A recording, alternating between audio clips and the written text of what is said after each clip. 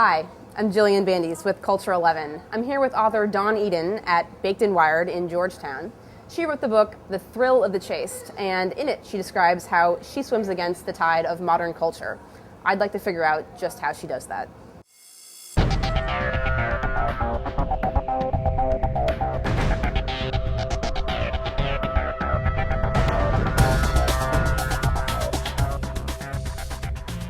The lifestyle that you had lived before included things that you certainly wouldn't partake in now. And writing it in the book must have been, at least a little unnerving at times. You had some pretty intimate moments there that I was reading. So could you talk a little bit about, how you managed to find that balance and what tack you took? Well, I'm very interested in your reaction to it. One of my favorite reactions that I've gotten to the book has been from people who have read a lot of abstinence literature who say that they appreciate the fact that I'm honest. Because there are certain books which shall remain nameless on the subjects of Christian courtship that say, now that you're living as a Christian, you can't do this, or do this, or do this. And, there are certain, behaviors that I learned just over years of flirting where I would, be like, Really don't stop. No, it's okay. I'm trying to pretend, just a little role play here. And I just kind of toss my hair and, right. and do the eyelid flutter and right, and the whole Gotcha. thing. The first thing you want to do is start thinking about how to socialize with people when sex is off the table, so to speak. And I know that sounds a bit kinky, but if you've been sexually active, it does take some mental acrobatics, so to speak.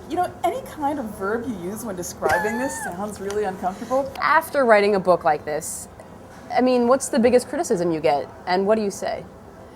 The biggest criticism I get is that I'm a member of the vast right-wing conspiracy patriarchy that's trying to keep women barefoot and pregnant. Yes, and 12 steps. You and me together.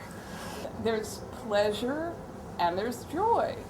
And I had pleasure when I was having sex outside of marriage. You can have pleasure doing anything. You can have pleasure banging your head against the wall because it feels so good when you stop.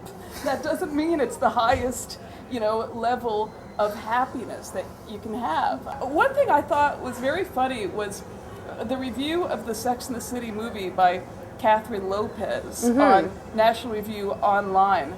Because she talked about how it was this really loving movie, all about love, and people didn't understand. And then she talked about how coming out of this midnight premiere of the movie, she saw these drunk, women who had just replicating the four women coming out in the stilettos. Right. And she saw them cursing at someone who got a cab ahead of them, and she was asking, where was the love? Why couldn't these people, understand? And the reason why is because as soon as you start to live that lifestyle, then it becomes, self-centered and overwhelming. You can't have the love because you have no boundaries. Anyway, I think that should wrap things up. You. Thank you so much, Jillian. Thanks very much for being here. It's been a pleasure and a joy. I would hope. Thank you.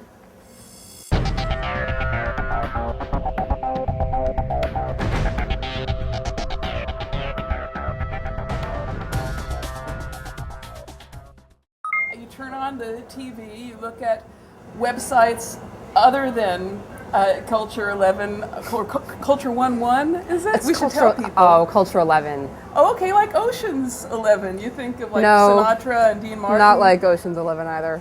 John, we got to work on this. Culture11 stands for the 11 elements of culture that our site is trying to promote, faith being one of them. Okay. So we should edit this. No, I think we should keep all of it, every bit, in the video. Yeah. I'm here at Baked and Wired in downtown Georgia.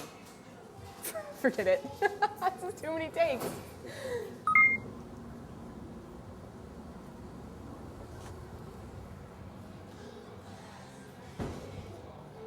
The walk-ins are like the worst part. I felt retarded for not doing it again.